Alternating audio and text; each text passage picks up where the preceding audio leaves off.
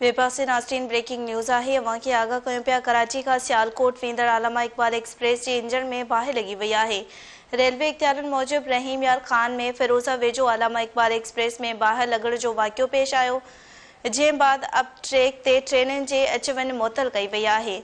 Railway अमलदारनि जो चवणु आहे त मुसाफ़िर ट्रेनुनि खे मुख़्तलिफ़ स्टेशन्स ते रोकियो वियो आहे। मुसाफ़िर ट्रेनुनि खे ट्रैक तां हेठि आंदो वेंदो। रेलवे अमलदारनि मूजिब इमदादी ट्रेनुनि खे पहुचण में कुछ कलाक लॻी सघनि था।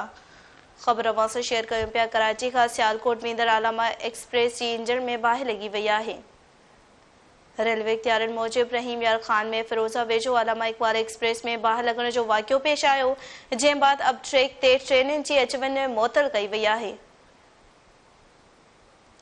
रेलवे अमलदारनि जो चवणु आहे त मुसाफ़िर ट्रेनुनि खे मुख़्तलिफ़ स्टेशन्स ते रोकियो वियो आहे। मुसाफ़िर ट्रेनुनि खे ट्रैक तां हेठि आंदो वेंदो।